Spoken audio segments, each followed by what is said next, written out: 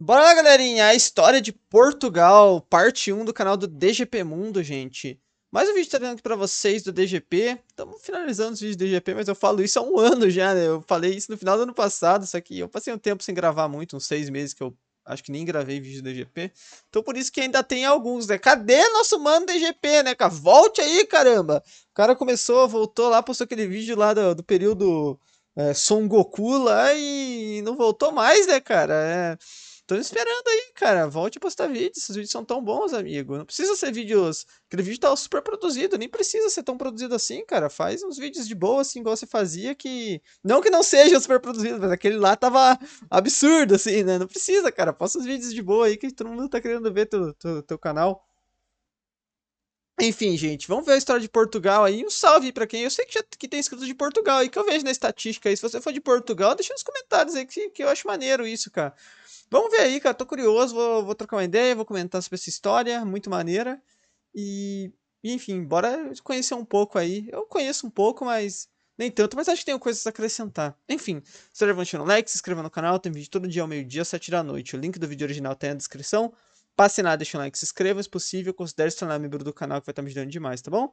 Postei um vídeo hoje ou ontem, eu não sei, porque eu tô gravando esse vídeo em um dia, vai ser mais pra frente, mas tô postando vídeo no Membros a cada 2 dias, então torne-se membro que tá valendo a pena.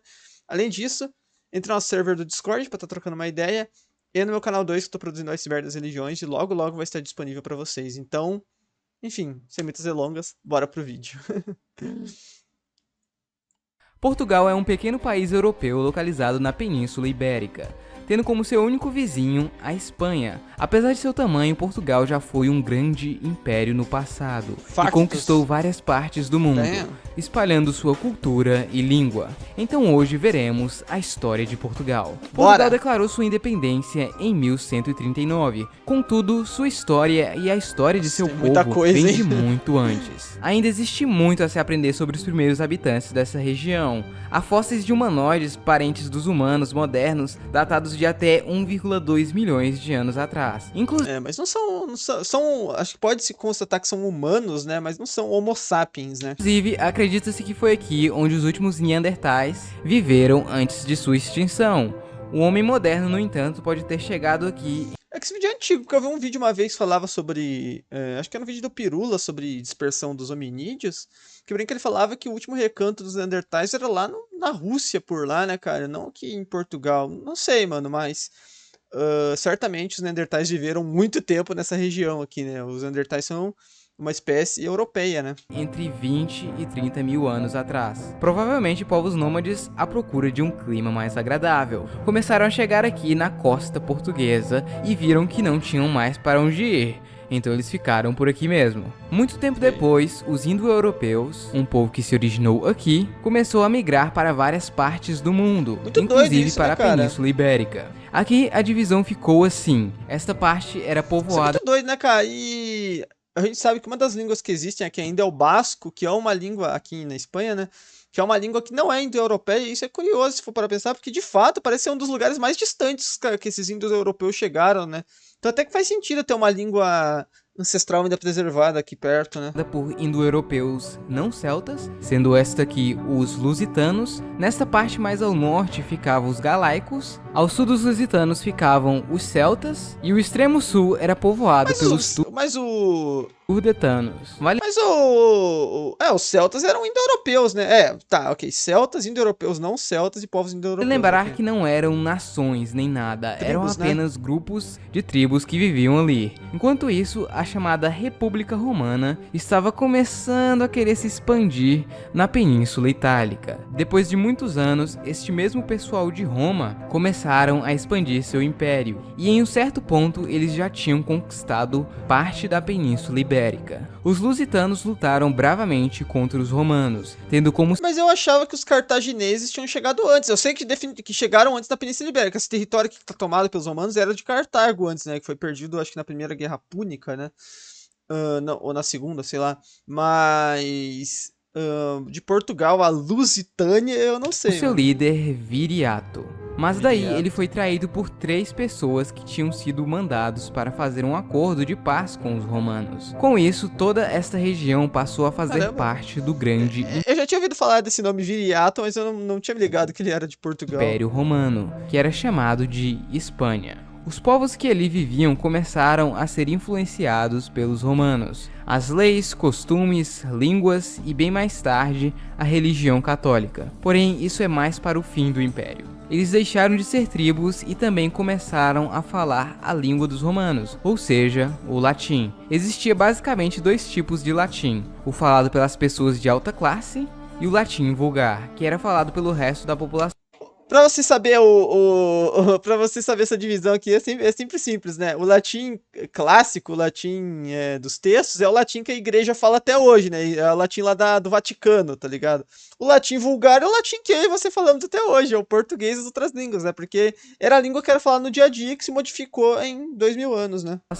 Como não existia um modelo único de aprendizado e a maioria das pessoas não tinham acesso à escola, o latim vulgar começou a se modificar e ficar diferente dependendo da região. Cara, mas aí nem precisa de escola, mesmo hoje em dia, daqui 1000 anos, com escolas e tudo, o português vai ser muito diferente do português. O português de 100 anos atrás, ler um texto de 100 anos atrás já é muito diferente do português de hoje. E o português daqui 1000 anos vai ser tão diferente quanto. E hoje ele se dividiu mesmo, em né? várias línguas, como português, espanhol, italiano, romeno, francês e outras línguas menores. Por isso, essas línguas são tão similares. Muito tempo se passou sob o domínio romano, e o império já estava fraco. Neste ponto, ele se dividiu em 2. Como Roma estava muito frágil, aconteceu a chamada Grande Migração Bárbara Germânica para a região, onde esses povos invadiram o Grande Império.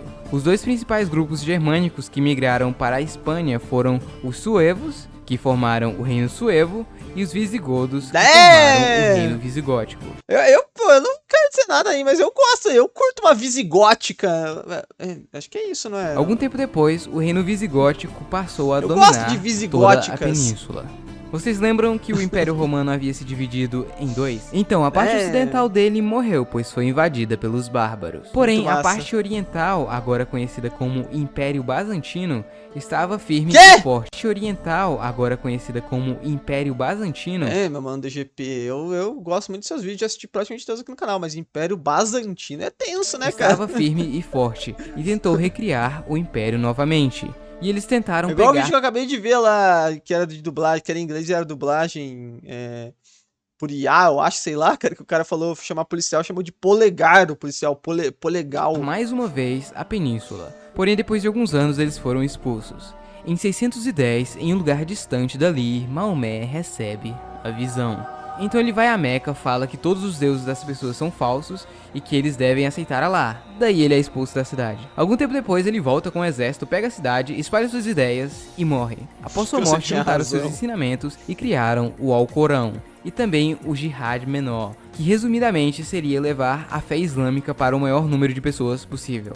Sendo assim, eles rapidamente dominaram boa parte do Oriente Médio e Norte da África. As coisas não estavam muito boas no Império Visigótico. Os líderes estavam lutando internamente por poder. Um deles, inclusive, teve uma ideia genial de pedir ajuda aos árabes. Bem, eles atenderam o pedido e aproveitaram e também dominaram o país. Os povos que dominaram a Península Ibérica eram conhecidos como mouros. Eles eram desta região aqui e tinham acabado de se converter ao Islã. Pra quem não manja um monte de história, quer entender isso aqui fácil, mano, é tipo Game of Thrones, esses caras são os dorneses, né, cara? A invasão foi rápida e apesar de algumas batalhas com os visigodos, eles não puderam fazer muita coisa. Em menos de uma década, os muçulmanos dominaram boa parte da península, salvo uma parte no norte, o Reino das Astúrias, que permaneceu forte. E eu tô falando isso, mas não é zoeira não, cara, a inspiração é isso mesmo. Lá no Dorne, os caras que invadem que tomam a parte sul lá de Westeros são os Ândalos, né? E aqui esse reino aqui na Península Ibérica Muçulmana é chamado de Al-Andalus, né? Cristão. A península dominada pelos mouros formou o Emirado de Cordova, já que eles não estavam conseguindo não, mas eles também chamam desse outro nome, né? Invadir as Astúrias, eles decidiram ir ao nordeste da península e começaram a invadir o Reino Franco. No entanto, eles foram parados pelos mesmos na Batalha de Toul. Como os muçulmanos tinham conquistado a Península Ibérica, os reinos cristãos começaram a reconquistar seus territórios de volta. A reconquista começou em 722 com a Batalha de Covadonga e ao todo durou mais de 700 Doideira, anos. né? Em 868, o condado De batalha constante, isso é muito interessante, né, portucalense cara? nascia. Ele era muito importante e tinha bastante autonomia, porém era um vassalo do Reino de Leão. Ups, o califado se quebrou, agora a reconquista vai ficar mais fácil. Talvez nem tanto, mas ajudou um pouco. Em 1071, o condado portucalense é anexado. Como as fronteiras mudaram muito na Península Ibérica, eu vou focar apenas nas de Portugal, mas os reinos e partes dominadas ainda continuam sendo... basicamente não existia Espanha nessa época, era Leão, Castela e não sei o que mais lá, né? Ao reino da Galiza. No entanto, 20 anos depois, ele reemergiu novamente. Algo interessante é que neste tempo o pessoal daqui falava o galego-português. Era basicamente a mesma língua com algumas poucas diferenças, dependendo da região. Esse é um dos motivos do porquê o português moderno é tão parecido com o galego. Voltando à história... O novo Império Islâmico uniu as regiões muçulmanas da Ibéria e Marrocos e pegou a parte sul de Toledo. Em 1109 nascia ele, Afonso Henriques, o Conquistador. Quem é esse cara? Vocês perguntam. Mas, armadura... Afonso Henrique. Armadura braba, pique Elden Ring, né, cara? A armadura do cara, mano. Caraca, armadura o Conquistador. negra, né, cara? Quem é esse cara? Vocês perguntam. Ele era o filho de Henrique, o conde do condado portucalense, que morreu alguns anos depois. E Afonso Henriques virou conde aos 3 anos. Obviamente, ele não podia governar ainda, então sua mãe, Teresa de Leão, vira uma regente. No entanto, em 1120, ele assumiu uma posição contrária à de sua mãe, e foi obrigado a sair do condado. Sua mãe havia se aliado com Fernão Pérez de Trava, que era de uma das casas mais fortes da Galiza, e isso poderia ser ruim para a autonomia da região. Então, em 1128, Afonso volta junto com o exército e luta contra sua mãe, que está com o exército da Galiza, na Batalha de São Mamede. Ele acaba ganhando, virando assim o Conde de Portugal. Nesta altura, ele já estava com planos de uma independência da região. Ele lutou várias batalhas. Foi então que, em 1139, acontecia uma das mais difíceis, a Batalha de Ourique, onde o exército de Afonso se deparou com um exército mouro bem maior. A vitória seria bem difícil. Diz a lenda que Afonso teria tido uma visão com Jesus, onde ele garantia a vitória se ele espalhasse a palavra por todo o reino. Pô, assim, maravilha! Pô, não tinha como ser uma mensagem melhor pra mim, né? Exatamente. Ele acabou ganhando a batalha e foi nomeado o rei de Portugal pelo seu exército. Em 1149, acontece o Cerco de Lisboa. Depois de algum tempo os caras ainda não tinham tomado Lisboa, né? Ele acaba ganhando novamente. Com o passar dos anos, ele conquista mais um pouco, até que em 1179 a independência de Portugal é finalmente reconhecida pela igreja. Em 1249, Portugal finalmente conquista o último pedaço dominado pelos muçulmanos. No entanto, a reconquista ainda continuava para os outros reinos. Este último pedaço ficou conhecido como Algarve. Ele era meio que outro reino, porém sempre pertenceu a Portugal, e não tentava sair nem nada do tipo. Era simplesmente um título. Em 1337... Eu sempre escutei aquele reino de Brasil, Portugal e Algarves, eu achava que Algarves era tipo territórios lá na Ásia, eu nunca peguei pra pensar nisso. Começa a Guerra dos 100 Anos, que duraria mais de 100 anos, obviamente. Ups, a peste negra chegou na Europa e quase metade da população morreu. Isso certamente piorou as coisas. Durante a Guerra dos 100 Anos, Dom Fernando, o rei de Portugal, lutou algumas lutas contra o reino de Castela e perdeu. No Tratado de Paz, a sua filha, Beatriz, se casaria com João de Castela. E se Dom Fernando morrer... Cara, que humilhação, né, cara? O cara foi derrotado pelo outro, os caras ainda tomaram a filha dele, né, cara? A sua mulher seria regente até que o filho de Beatriz e João tivesse idade para reinar. Ou seja, daí basicamente o filho do cara vai ser o rei, né? Portugal seria governado por alguém de Castela. Isso poderia significar uma união das coroas, assim como aconteceu com outros reinos da Ibéria. Então, em 1383, Dom Fernando morreu, sem deixar herdeiros masculinos. Sua mulher virou regente, porém a população portuguesa não gostava dela. E corria boatos que ela tinha um caso com um Musiquinha de The Witcher, hein, caralho. Eu tenho uma vontade de voltar a jogar The Witcher 3 um dia que eu tiver bastante tempo, sei lá, eu vou voltar, mano. Nobre da Eu Galiza. tenho ele na Isso Steam. fez o país entrar em uma mini guerra civil. No fim, Dom João I, o meio-irmão ilegítimo de Dom Fernando, acabou ganhando a guerra, sendo nomeado o novo rei de Portugal, desta vez da dinastia de Avis. Em 1415, Portugal conquista a cidade de Ceuta, no norte da África. Saindo um pouco de Portugal, o pessoal da Até os dias de Europa hoje, né? gostava muito das Não, pera, Celta é de Portugal ainda ou é da Espanha hoje em dia? especiarias da Índia. E essa era uma das melhores rotas até a Índia para pegar as especiarias. Lembra do Império Bizantino, que estava tentando crescer novamente? Então ele não conseguiu. Olha ele aqui. Até que ele Pô, mas que isso, cara. Não sacaneie meu Império Bizantino, cara. O Império Bizantino durou 1000 anos, cara. foi dominado pelo Império Otomano. Então eles bloquearam esta rota, o que deixou o acesso à Índia mais difícil e caro, consequentemente aumentando o preço já alto das especiarias. Então Cristóvão Colombo falou: cara, se a Terra é redonda, então se formos para o oeste, eventualmente chegaremos na Índia.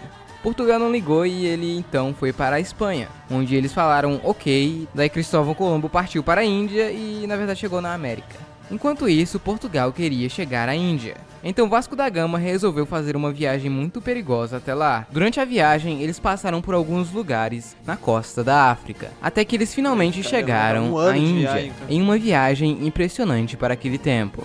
A história de terras no oeste se espalhou rapidamente. Cara, é muito louco. Imagina os caras chegando lá, né, cara? Portugal, muito esperto, mandou pessoas para lá e acabaram descobrindo o Brasil. Alguns anos antes, Portugal e Espanha tinham feito um tratado para dividir o mundo entre eles, o famoso Tratado de Tordesilhas. No Brasil, Portugal precisava de pessoas para trabalhar nas canas de açúcar, e assim fazer as terras valerem a pena. Bom, algumas tribos africanas tinham vários escravos que eles tinham ganhado em batalhas contra outras tribos, então Portugal decidiu comprar e levar para o Brasil, começando assim o comércio atlântico de escravos. Algum tempo depois, outros impérios europeus começaram a fazer o mesmo. Bom, em pouco tempo, Portugal já dominava muita coisa. Um pedaço do que hoje é o Brasil, algumas ilhas próximas e na costa da África, algumas ilhas das Índias Ocidentais e Macau na China, além de vários pontos de comércio na Índia e África. Tudo parecia ótimo para o Império Português, porém ainda tem muita história para contar. Alright. Bom pessoal, então é isso, espero que vocês tenham gostado. Portugal é um país muito antigo e tem muita história para contar, então eu tive que dividir o vídeo em duas Não, sem partes. problema. É irado, cara. Foi muito da hora o vídeo. Gostei demais aí. De novo, salve aí pra se tem algum português assistindo o vídeo aí, deixa nos comentários. E tem uma história fantástica, incrível. Como todos os países da Europa têm histórias bem legais, né, cara, de se ver aí. Todos os países no mundo têm histórias bem legais, né? Então, sempre divertido a gente dar uma olhada aí. Espero que vocês tenham gostado de assistir aqui comigo, tá bom? Se puder, deixa um like, se inscreva no canal. Tem vídeo todo dia ao meio-dia, às 7 da noite. Tamo junto. É nóis.